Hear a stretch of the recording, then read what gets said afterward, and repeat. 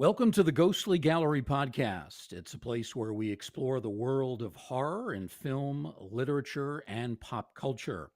Hello, everyone. My name is Bruce Markison, and I'm joined, as always, by producer and co host Tracy Asteria for our latest Ghostly Gallery podcast. Tracy, welcome to the program. How have you been? I've been great, Bruce. Things have been going really well. How about yourself? Just back from vacation and raring to go, raring to put out a series of programs over these next several weeks. We're very glad, Tracy, to have with us today someone who is not only an excellent writer, but has tremendous energy as a speaker. And because of that, I'm not going to waste any more time. We're going to get right to him. His name is Mark Dawidziak. Mark is the author of 25 books, and the latest is Mystery of Mysteries: The Death and Life of Edgar Allan Poe. It's been doing exceptionally well for St. Martin's Press. 245 pages about Edgar Allan Poe's life, also alternating chapters about his still rather mysterious death. It's a wonderful book, and I'm glad to hear that it is commercially doing well. Mark, welcome to the program. Thank you for being with us. Well, thanks for having me. I'm always ready to talk about my friend, Mr. Poe. So, Mark, you're known in a lot of circles as a scholar of Mark Twain. You're also an expert on one of my favorites, Rod Serling and the Twilight Zone. And you're also incredibly accomplished as a film and television critic. Now, in terms of your writing pursuits, something a little bit different, even though the subject of Poe has been with you for a long time. This is really the first time you've written something, a full length biography about him. So, where exactly did your interest in writing full length about Poe come from? It actually didn't come from me. It came from sometimes it takes somebody else to point out the obvious. That's true about when your writing is done, and it's true sometimes even before you start. And in this case, it was before I started. I had done a book on the Twilight Zone, as you mentioned, for St. Martin's Press, and it had done well. And it had done well enough that when you sign a contract with a publisher, they there's a clause that you owe them the option on your next book. That doesn't mean they're going to do your next book. It means you give them the choice, the Mhm. option, as to whether or not they're going to publish your next book. So the Twilight Zone book had done well, and we had the inevitable discussion. I was talking with my editor at St. Martin's, and I hit him with what I thought was my best can't miss idea for a follow up book. And the only problem was it missed. It missed barely. He wasn't the least bit interested in my can't miss idea, Hmm. and he countered with an idea, and I didn't like his idea, and we kind of went back and forth like that over the course of a telephone conversation, and we were just about to table the conversation and say, well, we'll pick this up on another day. And just as we were about to get off the phone, he said, "What about Edgar Allan Poe?" And I about dropped the phone because Poe has been a constant in my life, even before the age when most people get Poe for the first time. Most people get Poe, are introduced to Poe in junior high school, usually right around about the seventh grade. We give kids the Telltale Heart or the Raven. You start to get Poe right around the seventh grade, which is a great age to get him, by the way. And then he's a constant. You get him all the way through junior high school, and then if you take literature courses in college, you're going to get him again. So Poe is this sort of constant. But I actually started reading Poe and was aware of Poe, I won't say as early as the age of 7, because at the age of that's the age of 7 was when I became a horror fan, when I saw what I considered my first horror movie. And but if you become a horror fan that young, it doesn't take you long to become aware that there was this guy named Edgar Allan Poe who was incredibly important to the genre. Mhm. So I had been reading Poe even before junior high school, and I author that I've carried throughout my entire life. And when he said Poe, I kind of asked him, "What made you say that?" And he said, "Well, it seems to check a lot of your boxes." And Hmm. this is what I mean about not seeing the obvious. It does? And he said, "Well, yeah. Hmm. You've written on a lot of horror topics and things that fall on the spooky side of the street. You've got books on Dracula, Kolchak the Night Stalker. You've edited books by Richard Matheson. You did the Twilight Zone book. You've written literary biography before. You've written about a major 19th century author with Mark Twain. Poe was a critic most of his life. You were a critic most of your life. How does this not check all your boxes? And it was really kind of, oh yeah, I guess it does. But then it became sort of the discussion of what kind of book he wanted. And I suspected I knew what kind of book he wanted, because it seems like, you know how every couple of years there seems to be one of these books which arrives on the noon stage, almost like clockwork. Every 2 years we get another book which purports to have solved the mystery of who Jack the Ripper is. And I think there's another one on the way. We seem to get that book every couple of years, and I think we're up to about 13, 14 suspects at this point as to who Jack the Ripper might have been, and we're no closer to knowing now than we ever were. So I suspected he wanted a book like that on Poe, that it would solve the mystery of Poe's death. And that's where I kind of said, hold on, back up the hearse. If you are talking about that kind of book, then go find yourself another lunatic, because this one's driving away. First off, it's a cold case. Let me just state the obvious here. There was no death certificate. There's no surviving soft tissue that can be tested forensically. There was no autopsy. And the witnesses that do exist to Poe's death are tremendously unreliable. They change their testimony not once, but in some cases 2 or 3 times. So the record around Poe's death isn't really a record at all. It's a hodgepodge of information and speculation and things we think we know instead of what we actually know. So I said, if you're looking for that kind of book, I think it would be incredibly irresponsible to say that you can definitively solve the mystery of Poe's death. But I'll tell you what I will write. I'll write you a biography of Poe, because I'm much more interested in how he lived than how he died. I will write you a biography of Poe that examines his life through the filter of the mystery of his death. And if I can come up with what I think is a compelling, convincing, and intriguing argument as to how he died, I will present it. But I will stop short of saying that I can prove it, because I don't think it is provable. So that's a very long answer to your question, but that is how I ended up writing this book. Oh, wow. We love long answers, by the way. So okay, well, you're going to get them from me. Then feel free to keep talking. Yeah. Just as an aside, you mentioned your first horror movie. Do you remember what it was? Of course, I remember what it was. It's 7 years. See, I grew up in New York, and in my misspent youth, the entertainment that we were given while I was growing up in the New York area there was no Disney Channel. You have to remember, this was ancient times.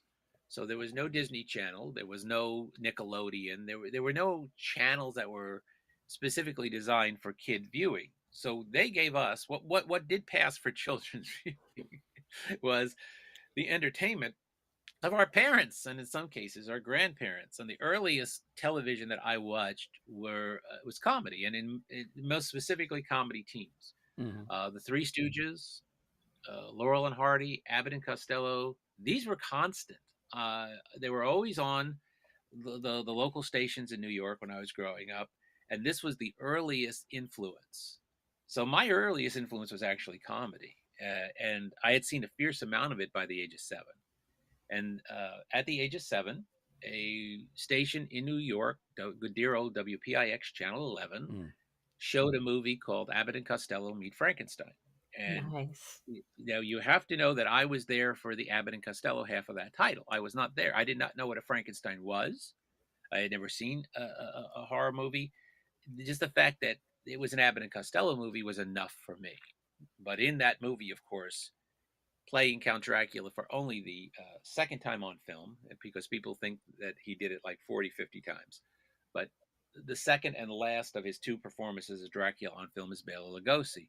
And Lugosi's performance in particular was mesmerizing to me.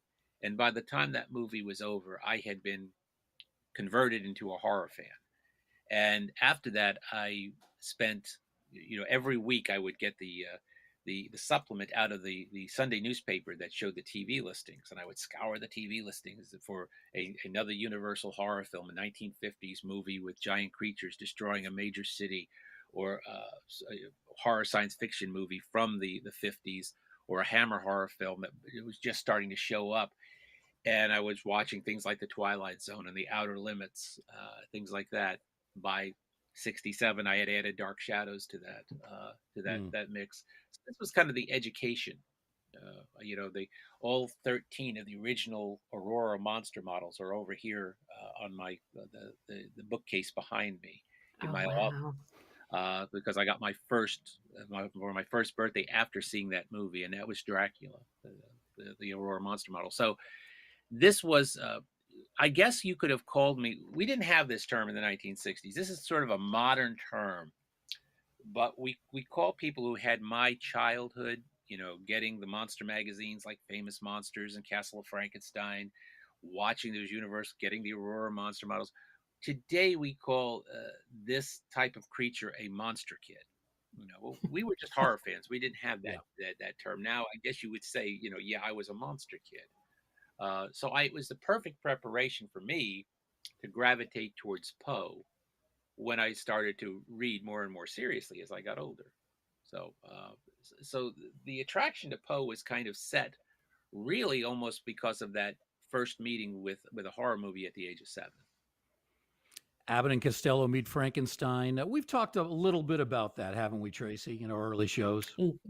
Yes, we have. Again, it was an excellent movie. So that's so great to know that was your first experience to horror. Well, the great thing about that movie is that it works as a comedy and it works as a horror film, but it does not work. The horror is played straight, and the comedy is left to the comedy team of Bud and Lou. So it's not like Young Frankenstein, where the intent is to be a spoof Mhm. on horror.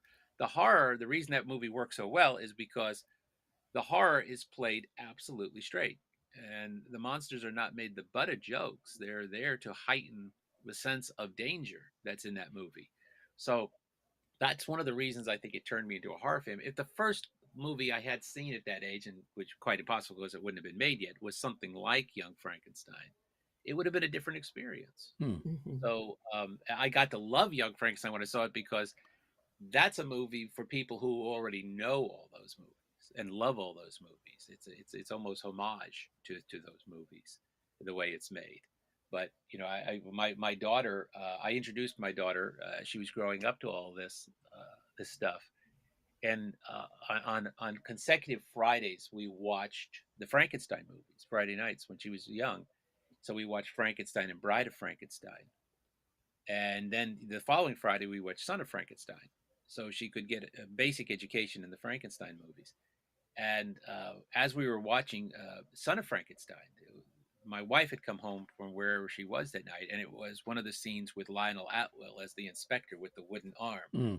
And she walked in and she started to laugh because, of course, she was thinking about Kenneth Mars in Young Frankenstein playing the inspector. And I said, "Get out, get out."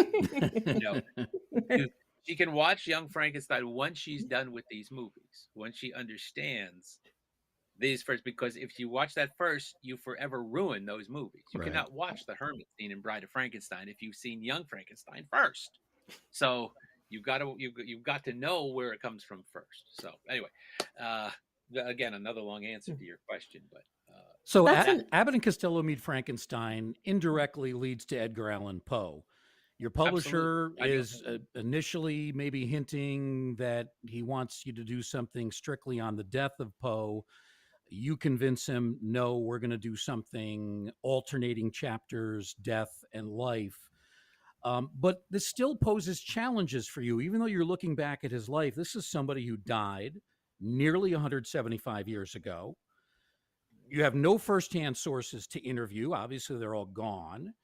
And there's maybe not a great deal of detailed information readily available on somebody who lived in the 1800s. So you're still facing a lot of challenges. Absolutely. And I knew I was going to take some chances with this book, for any number of reasons. One, we have had a lot written about Poe. Thank goodness. There's a very big scholarship built up around Poe, and I think that that's, I have to acknowledge that. I do acknowledge it in the book. You are standing on the shoulders of a lot of people, starting in the 1940s with the Arthur Hobson Quinn biography, which is the first to start to set the record straight about Poe. I knew that there have been also a lot of traditional biographies written about Poe, that it written from how you're supposed to write a biography, but by trade I'm not a biographer. I spend most of my life as a journalist. I write books, but I spent 43 years in the journalism field, and I cannot pretend to be the type of writer I'm not. So I'm going to attack a biography uh, using my skill set, my tools, and not pretend that I am an academic or a scholar, because I'm not. I don't make any pretenses towards that. This book is very much the study of a writer by a writer. And one of the reasons I wanted to write the book was I felt as if Poe could not have been the person we have made of him. The person who wrote those stories we all love. It's impossible. I've known a lot of horror writers over the years. I've known and interviewed a lot of horror writers, and I've done some horror fiction myself. And it didn't match. Something was off. I've interviewed Stephen King, Robert Bloch, the author of Psycho, Ray Bradbury, Anne Rice, Clive Barker, Dean Hmm. Koontz, and I've also interviewed directors like Wes Craven. And it didn't match up to the caricature we've made of Poe, and we have made a caricature of him. We've all loved that caricature, and the caricature is this sickly guy with hollowed out eyes and a pale complexion, and he's sitting up in an attic somewhere, surrounded by cobwebs and dust, and he's got a raven perched on his shoulder. And somewhere in the dust, there is a red eyed black cat prowling around, and with quill pen in one hand and a bottle of cognac at easy reach, Poe is spinning out these horror tales and these fever dreams, probably aided by alcohol and drugs. And that's the stereotype of Poe. Hmm. And the truth is, there's not a bit of truth in it. Poe was nothing like that. And I knew instinctively he couldn't have been like that because of knowing all of those people who've written horror. It psychologically didn't match up. And indeed, the more you learn about Poe, the more you learn that that is a stereotype. It's like a funhouse mirror reflection of who he was. Hmm. First off, when Poe died, he was only 40 years old. He died in 1849. He was only 40. And when Poe died, he left behind a massive amount of writing. And I always loved people who, when I was writing the book and they would ask me what I was working on, and I'd say, I'm working on a biography of Edgar Allan Poe, they'd get almost this beatific look on their face, almost as if they'd been transported into another realm. And they would say something along the lines of, oh, Edgar Allan, I love Edgar Allan Poe. And then they would say, and I almost could, my lips would almost move with them when they would say the next thing, I've read everything he's written. And I never challenged it, but my mind was saying, really? You've read all 17 volumes of his collected work. And that's where the shock comes in. Because when the first sort of really scholarly edition of his collected works was done in the early part of the 20th century, they filled 17 volumes. Oh my And goodness. and there's more because we've discovered more since then. And that much of it is horror. That much of it. Now that's what we read. See, what's kept his reputation, fame has been a double-edged sword for Mr. Poe. On the one hand, that small group of stories, the small group of horror and mystery stories that he wrote, have kept him going and have kept him alive and have kept him the most read American author around the world. And there's not even a close second choice. and then one of the most recognized writers in the world. But those small group of stories have come to define him too, and have limited our view of who Poe was. The real Edgar Allan Poe was athletic. We don't think of Poe as athletic, but he could win any jumping contest. He moved. He had been in the military, been a good soldier. Hmm. He moved and walked with an erect military gait. He was a very careful craftsman. Yes, alcohol was a problem, but it's not the problem that most people think it was. Most people think that Poe spent a good deal of his lifetime battling the bottle. And you can't live to be only 40 years old and leave behind that much writing of that high quality that could fill 17 volumes and be drunk all the time. And he wasn't. He had long, long periods of sobriety, 12, 14 months where he never touched the stuff. Hmm. And during that time, he was a very dedicated, prolific, and careful craftsman. And he wrote in all sorts of genres. In his lifetime, again, this is something most people don't know about Poe. In his lifetime, Poe is not best known as a short story writer or as a horror writer. And he wouldn't have even known what that term meant, by the way. But he was not best known as a poet. He was best known in his lifetime as a critic, as a literary critic, and a very fierce one. He was the one of the leading literary critics for major magazines in his lifetime, and he was so harsh as a critic. His standards were so high. His nickname was the Tomahawk Man. And there's no question that was the thing he was best known for. So he was known first as a critic, secondarily as a poet, and third as a short story writer. Our time, we have reversed that order. We know him first as a short story writer, secondarily as a poet, and third, if you know it at all, as a critic. But that only scratches the surface of the number of things that Poe wrote. One of the things that I discovered in interviewing and getting to know people who do horror, actors, writers, directors, they have one thing in common. And it's the first thing we deny Poe, and that is a sense of humor. And in fact, Stephen King, who I interviewed, is one of the people I interviewed for the book, basically said that a sense of humor is essential. It's a basic tool of any horror writer. And without a sense of humor, you'd go crazy if you wrote this kind of thing without it. In humor and horror are twins. They're flip sides of the same coin. They're both the metaphoric devices we use to examine and attack difficult subjects. They're the way we make sense of subjects which are difficult to talk about. And they're always about big themes. They always play things really, really at a top level. So horror writers that I've met, people like Robert Bloch and Harlan Ellison and Stephen King, they're very funny people. They're all essentially funny. And I thought, well, Poe had to have had a sense of humor. And guess what? He did. He was very witty. He was very engaging. And he wrote as much humor as he did horror. That comes as a surprise to most people, that he wrote a lot of satires and hoaxes and humorous pieces. We just don't read those pieces anymore. And that's what, so that's one of the reasons I wanted to write the book. I wanted to get at the real writer, the real guy who wrote these stories we love so much. And he's not the guy who is the funhouse mirror reflection. We've done that through the pop culture. And it's fun. Look, I love that Poe too. Do I have a Poe action figure sitting on my desk? Yes. Do I have Poe t-shirts? Absolutely.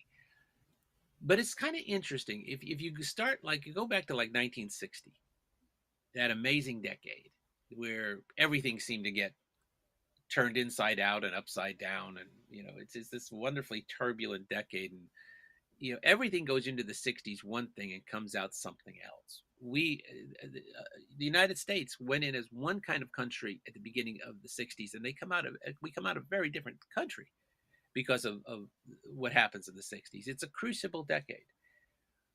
Well, if you start in 1960, if you have a magic time machine, you can stand, you look at, there are two writers, American writers, who are universally recognized. What I mean by that is you could actually show a picture of them to somebody and they'd have a shot at knowing who they were. And that's Mark Twain, and Mhm. Edgar Allan Poe.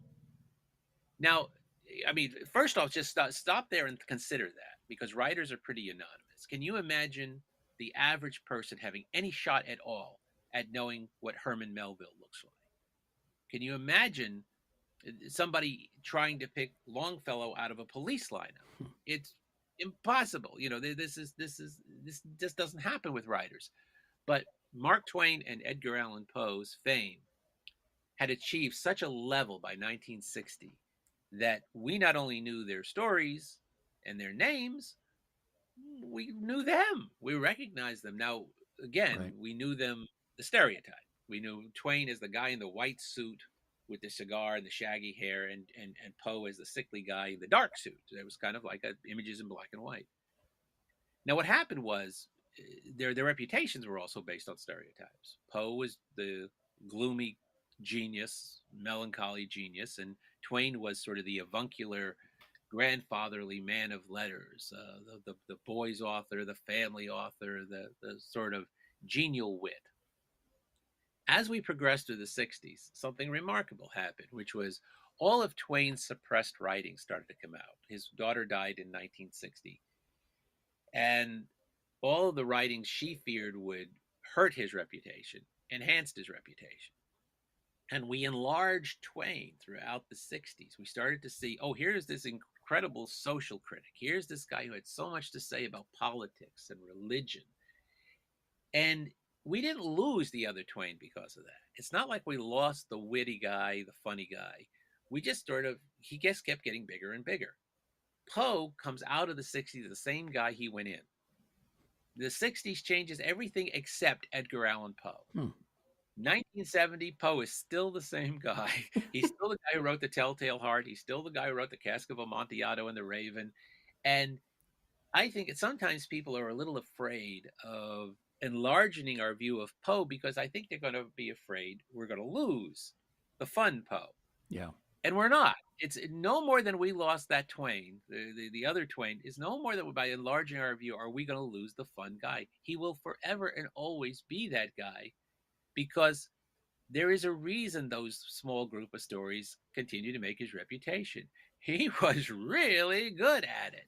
And it's not like there weren't a lot of people at the same era writing horror. The magazines were full of them. The magazines loved playing to the masses with very garish stories of murder and horror and ghosts and castles and all of this. And the magazines are just full of them.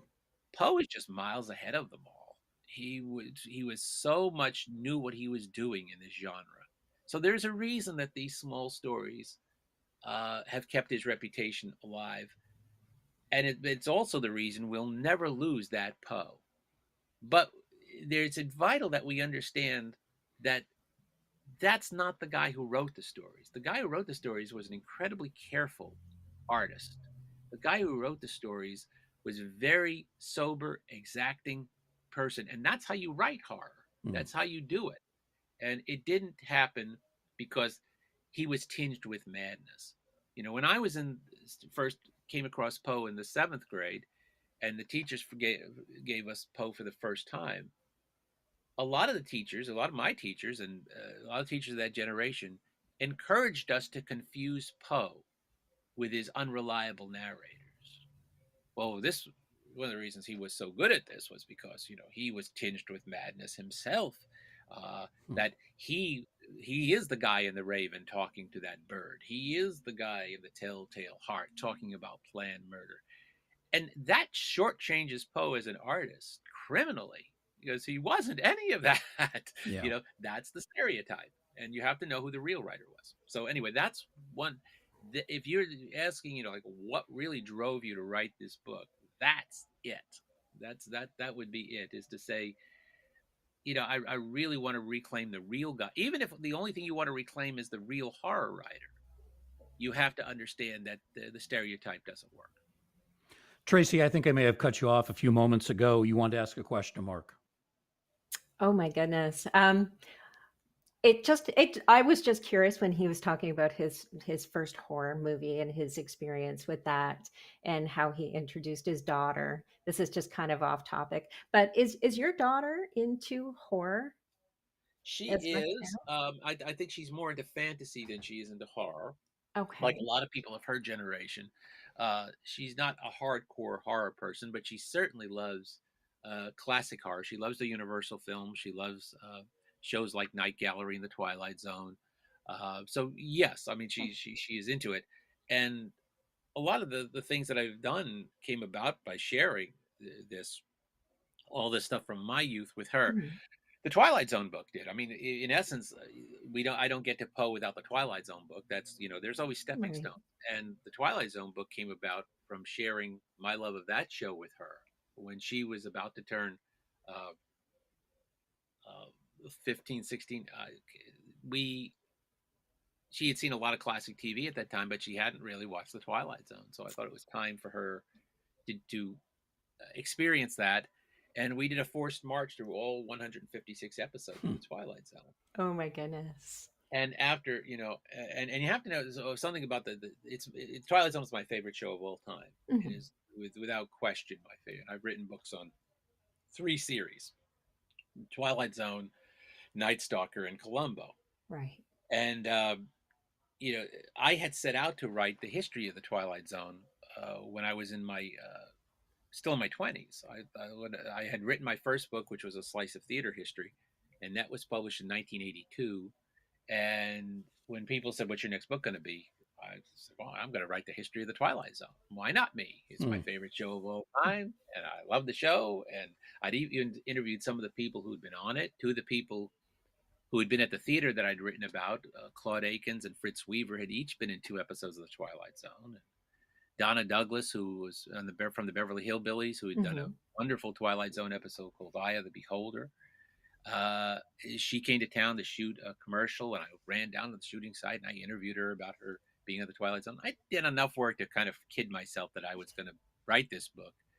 But I was living in Upper East Tennessee at the time and working at a newspaper there. Never sort of saying to myself, maybe this isn't the best place to be writing a book on the Twilight Zone, or if you need access to the stuff you would need to write that book. And a few months later, I walked into a bookstore, and there it was. Mark Scott Secree's The Twilight Zone Companion. He'd written the book that I wanted to write, and it was incredible. He really done such a good. I couldn't even be mad about it. He done such a good job, Hmm. and that's when I set my sights on Columbo. I said, okay, well, if I can't do the Twilight Zone, then I will write a similar book on Columbo. So that book was published in '89. And then I was going to write a book about Dashiell Hammett, a mystery, because I just done a mystery thing, and I was going to do another mystery topic. And that's when a publisher stepped forward and said, "I love your Columbo book. Have you ever thought about writing the same type of book about the Night Stalker?" Oh Hmm. wow. I said, "Well, I've loved the Knights. I became a journalist because of Carl Kolchak. He was my hero. I said I always wanted it, but I never knew that there was a publisher crazy enough to publish that book." And he said, "Well, I'm crazy enough to publish that book." So that book was published in '91 as Night Stalking, and that led to editing a collection of works by Richard Matheson, and for the friendship with Richard Matheson. That led to the Dracula book, and all of that was getting me back to the Twilight Zone, and I didn't see it because, again, you have to step back and see where the forces of things pushed you. And by sharing the Twilight Zone with my daughter, finally, every time we finished a Twilight Zone episode, I would turn to her and jokingly say, "Let that be a lesson to you." Because there was, and then finally, kind of after several weeks of this, because I can run a joke into the ground with the best of them, the penny finally dropped, and I thought, each one of these is a life lesson. Each one of these is a moral. I could do a book extracting like the parables of the Twilight Zone and call it Everything I Need to Know I Learned in the Twilight Zone. And I'll finally get my 35 years later, I'll get my Twilight Zone book. And that's exactly what happened. It wouldn't have happened if I hadn't shared this with my daughter. So, and that leads to Poe. So there's a grand sweep designed to all this. Yeah. It's just that you think you're in charge. You think, oh, I'm the captain of my ship. I'm making the decisions. And then you look and you see life pushed you into certain places where you needed to be. I wasn't ready to write the Twilight Zone book at that age. I was at that point. And then if it hadn't been for the Twilight Zone book, there wouldn't have been an Edgar Allan Poe book. So, Mark, Oh does my your God. daughter share the love of Edgar Allan Poe with you?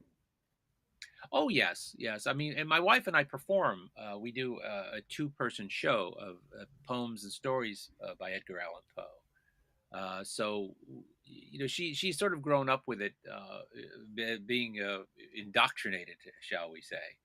So she knows Poe, she knows Twain, she knows Dickens, she knows you know she knows all of that stuff.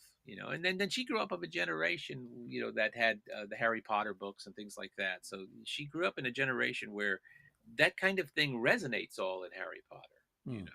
All of That's those. right. Somebody gave J.K. Rowling some very good books when she was small, because you can see G.K. Chesterton and Rudyard Kipling and Dickens, and just in the names you can see Dickens in all of that. Hmm. So so there's a lot of resonance there, all the way around. But I mean, probably and one of the things I'll say about the writing of this book is, I said before that there had been a lot of traditional biographies of Poe, and there have been. So I just didn't think we needed another traditional biography of Poe. And I also thought that Poe took chances in what he did. That if I was going to do this book and I was going to do something in the spirit of Edgar Allan Poe, I would need to take some chances. So I did go off the high diving board a couple of times in this book. And each time, you go off the high diving board with a book, you just kind of hope there's water in the pool when you get down there.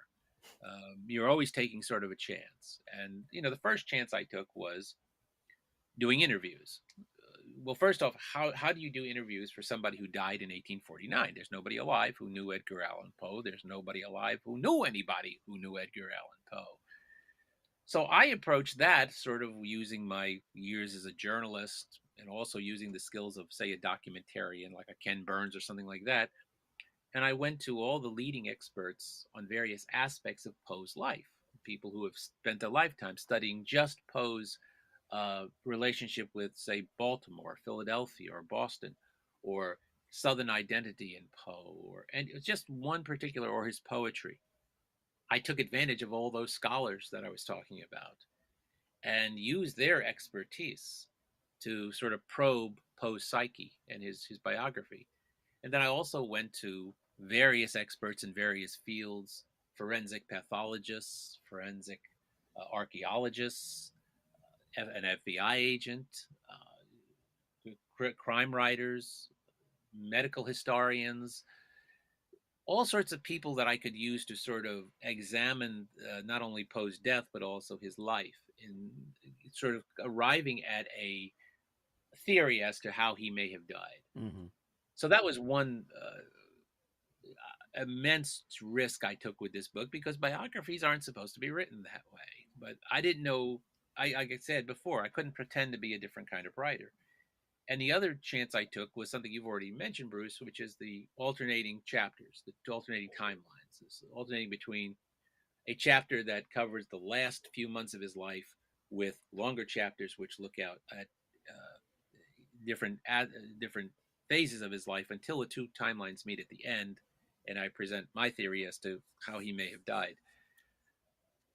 That would say, most biographies are written in a linear fashion, basically A to Z, birth to death, and sure, most biographies logically will start where most biographies have to logically start, where somebody is born, and I didn't start there. And the reason I didn't start there is because our discussion of Poe rarely starts there. Mm. Most people don't even know that he was born in Boston. I think most people think he was probably born in Baltimore or Richmond, Virginia. But I didn't even start there, because with most people, with discussion of somebody's life does start with the birth, but with Poe, it always seems to start with the death. We always seem to start there. We always seem to start with how he died. And there too, most people have tremendous misconceptions about that. There's a Chris Sempter, who is the curator at the Poe Museum in Richmond, Virginia. I think he says in the book something like somebody who was taking the tour of the museum said at the beginning, well, the only thing I know about Edgar Allan Poe is that he died drunk in the gutter, and Chris like, no part of that sentence is true. If that's the case, then everything you know is wrong, because no part of what you just said is true.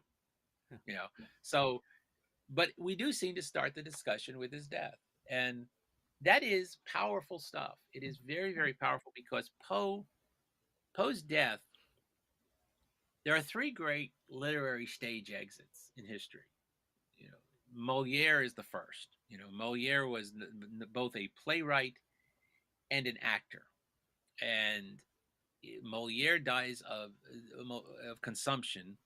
And as he's dying, they're premiering his final play, and he's in the play.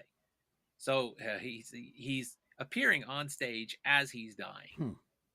Collapses, and they take him off onto the wings. They revive him. And they're not sure he's even going to live.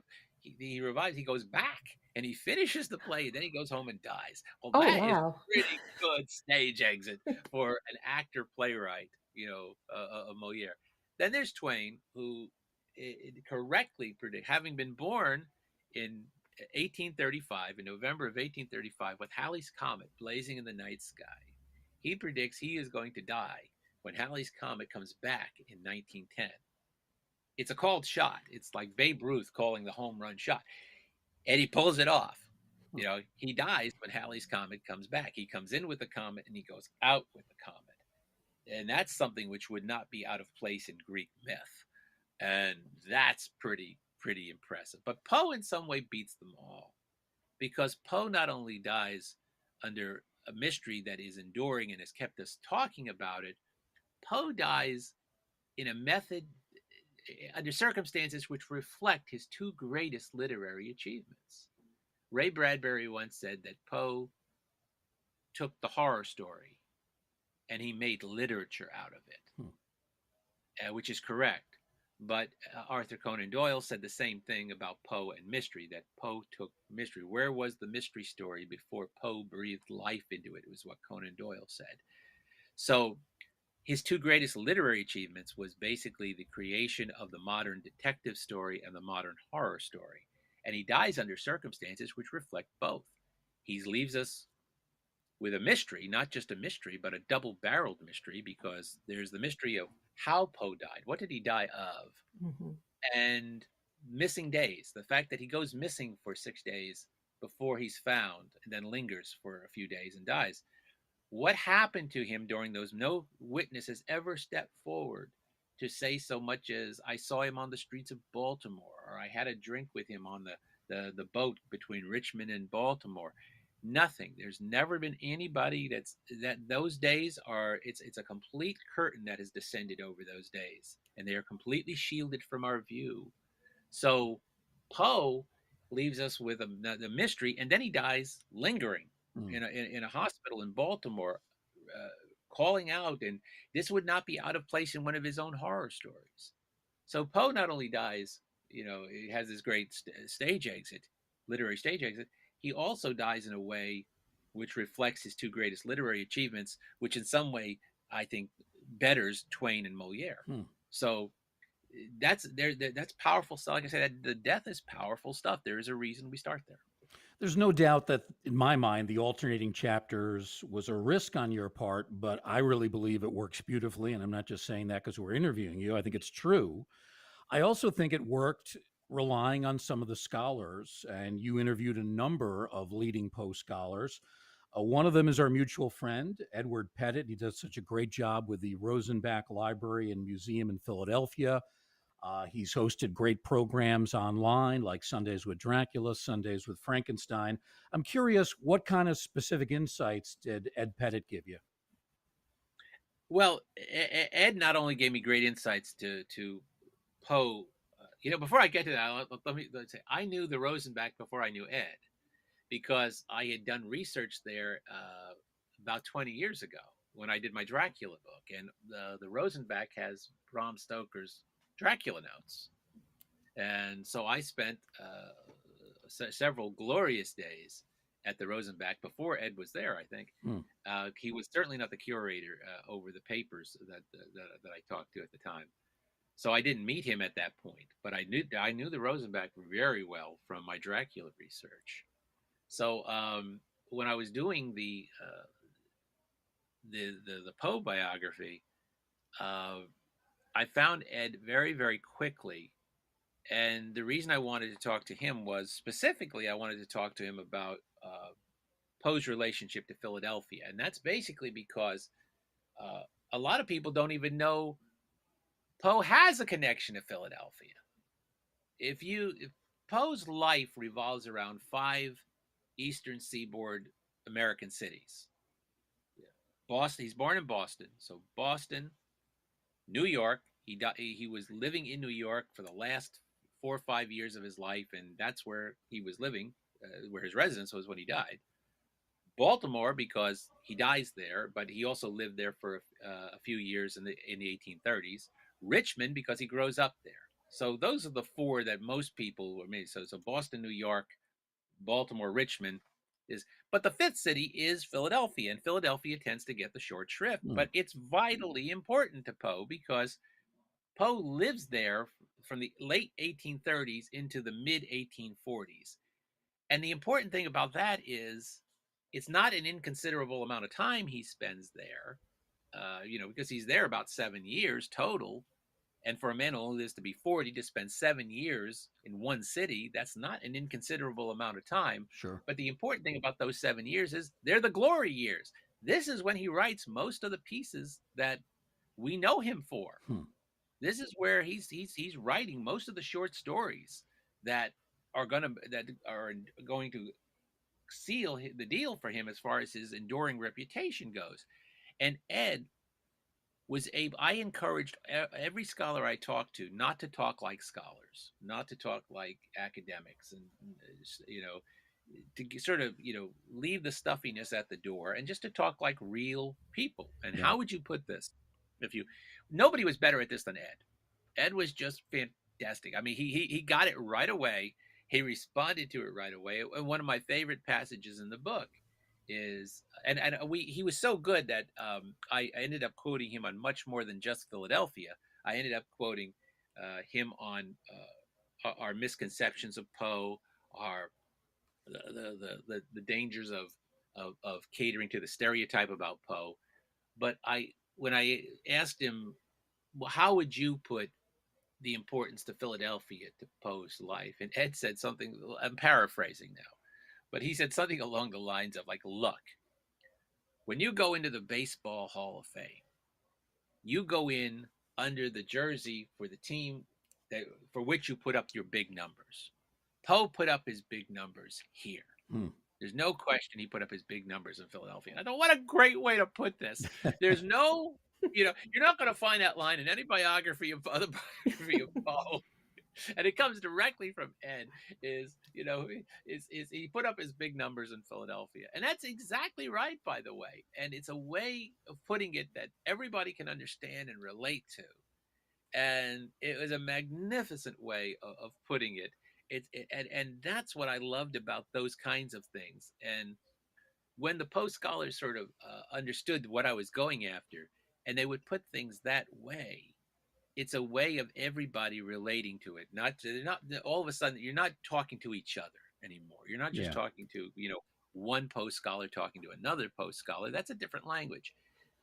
How would you relate this to a broad general audience? Because as I pointed out, this is not a scholarly or academic biography. This is not written to be the standard academic work on Poe. There are better people for that, or at least there better be better people for that. I wrote this to be a popular biography. I made no pretenses about that. I said that right from the start. I'm writing this book like Poe wrote, to be read.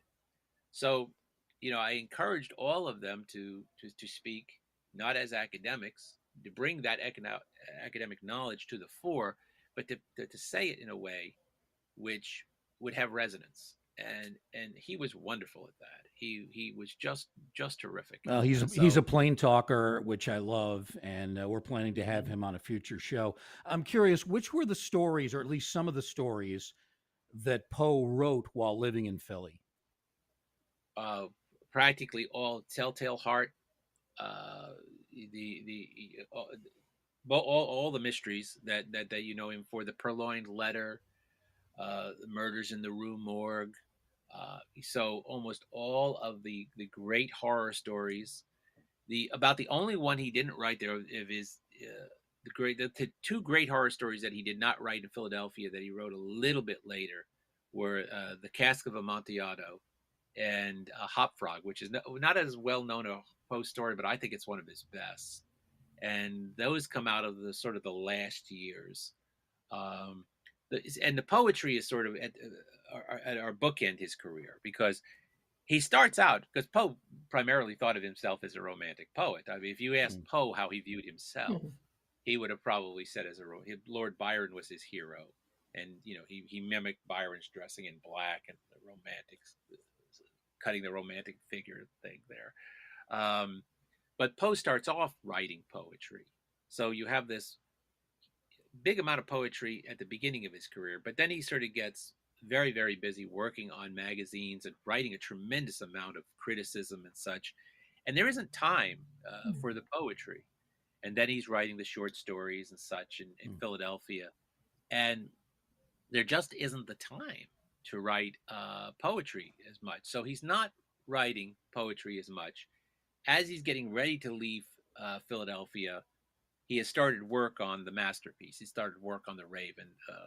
Best evidence is he started it in Philadelphia and he finished it when he moved to New York, and publishes it then. And but even that's kind of an exception, because he's not writing much poetry. He has this wonderful return to poetry at the end of his life. There's this new blossoming of embracing his first love, and it's out of this period that we're going to get The Bells and Annabelle Lee and El Dorado, and some of his finest poetry comes out of that last period. But Philadelphia unquestionably is prime time as far as the short stories go. So and again, you get The Black Cat, you get The Telltale Heart, you get The Purloined Letter, you get The Murders in the Rue Morgue, you get The Pit and the Pendulum, The House of Usher. Wow. All of these, come out of that period. William Wilson, The Mask of the Red Death. All of these are written while he's in Philadelphia. I've That's heard you. fascinating.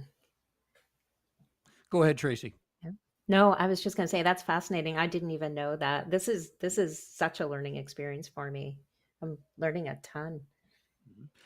I've heard you say, Mark, that your favorite horror work that he did was The Cask of Amontillado. Why is that your choice? We performed The Cask of Amontillado, Sarah and I, with her doing the voice of the noble Fortunato, and I do the voice of Montresor. It's a wonderful monologue. I mean, right from the beginning, 1,000 injuries of Fortunato I bore as I best could, but when he ventured upon insult, I vowed revenge. Now, you can't get a much better opening than that. That's just wonderful. So it's a great performance piece, but it's also a wonderful study, because Poe, in these kind of monologues that he does with these unreliable narrators, Poe, that's one of the things we credit Poe with doing was not creating the unreliable narrator, but certainly bringing it to fore in literature. And if you look at The Telltale Heart and The Cask of Amontillado, and to a lesser extent The Mask of the Red Death, because that's told in the third person, the other two are first person narrations, they are all three perfect monologues. They all are about 5,000 words, which means to read them out loud first to last takes about 12-15 minutes. They're ideal performance pieces, they're ideal monologues. And at the time, Poe didn't write for the theater. Poe had one failed attempt to write a play, but the theater was not considered the outlet for literature at the time, which is odd, because we kind of already had Shakespeare. You think more people would have thought, oh, maybe, but Dickens didn't. Dickens wrote like light burlesque vaudeville type pieces for the theater. It wasn't until the end of the 19th century that theater is again thought of as a respectable outlet for literature, and then you get Ibsen and Shaw and people like that, bringing back the horizons of the theater as literature. So Poe didn't write plays, but he did write perfect monologues. Poe was the son of actors. And this is something else that most people don't know about Poe. Is Poe's mother, Eliza, was the leading young actress in America. She died very young. She died in her 20s, and when Poe was not yet 3 years old. And but he inherited from his mother an incredible work ethic, an incredible artistic level of, of achievement, and versatility, because she could do comedy, she could dance, she could sing, she could do tragedy, she could do Shakespeare, she could do, and she could do a staggering amount of stuff. And he's going to be like that as a writer. So he also probably inherited her flair for the dramatic, her flair for the theatrical, and that runs through his monologues. If you listen, the Telltale Heart and the Cask of Amontillado, Poe doesn't tell you too much. He tells you that both are about planned murders, both are about people who set out to murder somebody, and there's a certain degree of obsession involved with both the murders. But in the case of the Cask of Amontillado, you don't know what the insult was. All you know is that Fortunato has insulted him, and to the point that he's willing to plan a murder and then execute, and an awful murder. He's going to lure the guy into the catacombs and wall him up alive in a tomb. I mean, it's a grisly story, but it's also a very funny story. One of the things about Poe's humor is, if you're paying attention, it runs throughout his horror stories. In fact, there's some horror stories which we're not even sure whether he wrote them as satire of horror stories, because the humor is so cleverly laced throughout the story. And the Cask of Amontillado has tremendous moments of humor in them.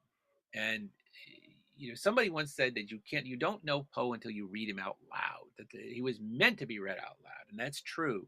The poetry as well as the short stories. And when you perform the Cask of Amontillado, you realize how many laughs there are in it. There's this wonderful moment in the Cask of Amontillado where Montresor has lured Fortunato into the family crypt under his homes, the catacombs under his home. And they're going deeper and deeper, and Fortunato has a cough. And Montresor keeps, luring him in, while he's saying to him the whole time, "Oh, your cough is terrible. We must go back. We must go back. Your health is precious, and you're important, and I'm not, and I can't be responsible." And Fortunato keeps, enough, we'll go on. He keeps playing to his vanity, and he keeps bringing him on and on and on, deeper and deeper. And finally, Fortunato has a coughing fit. It takes him a couple minutes to recover from the coughing fit, and Montresor says to him, "Once more, let me implore you to return." He's giving him a chance to get out. He's giving him a chance. He's going to kill him, but he's giving him a chance to escape the trap, and he knows what he's doing. And Fortunato finally says, "Enough, enough. It is a mere nothing. I shall not die of a cough." That's a laugh line in and of itself. But then Poe goes a step further. Fortunato says, "I shall not die of a cough," and he has Montresor say, "True." And he lets the word hang for a second in the air. He knows what he's doing. And when we perform that, the audience, they almost fall out of their chairs. They're laughing, because it is a terrible, awful moment. And yet it's very funny. Yeah. It's a very funny moment. So that's one of the reasons that's my favorite story. But it's also because we perform it as often enough. But I think, even given my personal love of that story, I think the Cask of Amontillado would be top 5 on most people's lists of Poe's best stories. It's up there with the Telltale Heart. We still have a few minutes remaining with our terrific guest, Mark Dawidziak, author of A Mystery of Mystery, The Death and Life of Edgar Allan Poe. Let's get to one of the cruxes of the matter, Mark. His death at the age of 40 continues to be a source of mystery and confusion. We've heard this talk for years. He died because of alcoholism or rabies or even syphilis. In your book, you point out all of that is nonsense, correct? I don't say it's nonsense. I say, you're atrocious as a detective, and you approach this. I very much did approach this as a detective on a case, and you look at what are the most likely suspects and what are the least likely suspects. It's like rabies. You can't rule out anything. But rabies becomes very, very low on the list of suspects if Poe drank even a drop of water in his last days at the hospital. And it's apparent he took water, he took bouillon, he took soup, he took, he took liquids. Well, if you have rabies, you develop hydrophobia. You got aversion. You can't drink. You will foam at the mouth at the very idea of Mhm. drinking if you have that. If he took one drop of water, and secondly, his body was examined when he was brought into the hospital. There was a thorough examination. There was never a mention of a bite, of any kind, a wound of any kind. In the absence of those two things, rabies drops way, way down on your list of suspects. You say can you rule it out 100%? No, you can't rule it out any more than you can put anything in at 100%. But it goes way down, and syphilis goes way down. With the information certain things go way up and certain things go way down on your list of likelihoods. So, there's a theory was put forth in the 1990s that he was murdered. And again, that's one of the theories I put way, way down on the list, and I do it through, what evidence is available and what evidence is not available. So I put, basically, if you were a detective on the case and you had all of these possible causes that might have killed him, and I think we're up to something like 23 possible causes, and these instead of treating these as causes, you treated them as suspects. You would then say, if you were a detective, which ones would you have back in the interrogation room again and again as your person of interest? Which one of these had the most means and opportunity? You can't apply motive to a disease, but you can apply means and opportunity. So which of these possible causes had the most means and opportunity? And they're the ones we're going to have back in. And it doesn't mean that there isn't a primary suspect, one person, one disease that is our primary person of interest, and then a couple of accomplices into all of this. Because before I said, alcohol was not the problem that we thought it was a problem. And, could alcohol have been a contributing factor in his death? Absolutely. Could it have weakened his system? Because we know something about how Poe drank. Poe is not somebody who drank all the time, and he wasn't even a person who drank in large quantities when he did drink. But he was probably allergic to alcohol because all of the evidence of him drinking from college, when he was at the University of Virginia as a young man, all the way through, the evidence is fairly clear that it took very little alcohol to get Poe roaring drunk. He was not somebody who needed to drink, 4 or 5 rounds. He'd take a sip of something and it was immediately like he'd been drinking forever. And he was not one of these types who savored a drink and sipped. He would charge the first one down and then it was goodbye Nelly. And not only did he get drunk very fast, he then took a long time to recover. Alcohol had a devastating effect on his system. It was not just a simple morning hangover for Mr. Poe when he was recovering from a bout of alcohol. So does alcohol stay in the room as an accomplice? Oh, yes, it does. There's no way it does not stay in the room as an accomplice. Do I think it's what killed him? No, I don't think it's what killed him. You do not draw a final conclusion about the specific cause of death because really it's impossible to do at this point. But if you were to say, okay, this I think is the most reasonable explanation, what do you think that might be? Well, I say it in the book. I don't want to give it away for people who have not read the book. It's sort of like giving away the ending of the, but I will say I do come up with one that I do think is the cause, and I do think it is the primary person of interest, and I have a lot of medical experts and forensic experts who agree, who basically think that this is probably the most likely. But we also all agree that it can't be proven. Yeah. That it is not something that can be definitively proven. And more importantly, what I say in the book, and and this is something I will say, which is I don't want it to be solved.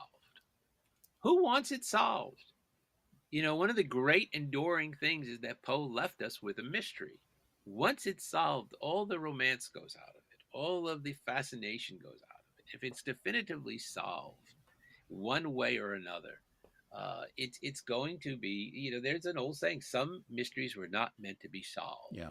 And I think this is one, And like I said, I will give you my best guess, and I will stand by my best guess. And I think again, the best case can be made for it. It is a circumstantial case, but circumstantial cases have been known to hold up in court. If your chain of evidence is persuasive enough, it wins the day, and you can win a case on circumstantial evidence. So I think I make a very strong circumstantial case. But even as much as I like the case, I'm never going to take that last step that says, yes, I definitively say this is what killed him. For those who want the answer, read that final chapter, but first read everything before then because it is a wonderful book. Final question. I'm curious about a biographical film, Mark, about Edgar Allan Poe down the road. We've seen obviously adaptations of his work. We saw really a fictional movie that came out a few years ago with John Cusack, which was a pretty good movie, but really was not meant to reflect real life. Do you think a biographical film about Edgar Allan Poe is both feasible, possible? Sure. I think Poe is more fascinating. The real Poe is more fascinating than the sort of the. And again, most of the biographical stuff that has been done about Poe has done exactly that. Now, the recent movie Pale Blue Eye, which centered on his West Point years, it too didn't quite get the real Poe, but it was closer to what the real Poe is probably like at that age. As a young man at West Point, as a young cadet at West Point, he's only at West Point for a few months. It does not last long. Mark, referencing the film that came out with Netflix several months back, The Pale Blue Eye, starring Christian Bale, and a terrific film without question. Highly recommended, but again, as Mark indicates, it's probably not the most accurate in terms of a biography of Edgar Allan Poe. Hopefully we'll get Mark on in a moment for our concluding comments. We want to mention that the book, A Mystery of Mysteries, The Death and Life of Edgar Allan Poe, is available at Amazon.com and also at the St. Martin's Press website. It's a comprehensive look at the life of the great writer, including the many controversies, also the difficult relationships that he had during his all too short life. It is excellent, and it is a book that we certainly would highly recommend. One of 25 plus books that has been written by Mark Dawidziak, and really a terrific book. I tend to be a slow reader, but this one really caught my fancy, and I was able to stay with it pretty consistently. Read it within about a month, and for me, that is like speed reading. So I was certainly appreciative of that. As we wait for Mark, want to mention that on one of our upcoming shows, we'll be talking to Edward Pettit, whom we referenced earlier. He is also an Edgar Allan Poe scholar from the Rosenbach Library and Museum in Philadelphia. Edward has done some terrific work, great programs on Dracula and Frankenstein in terms of the literary novels. And we're going to talk to Edward about his interest in that and how he grew up as a monster kid back in the 1970s. So that's something that we can look forward to on a future program.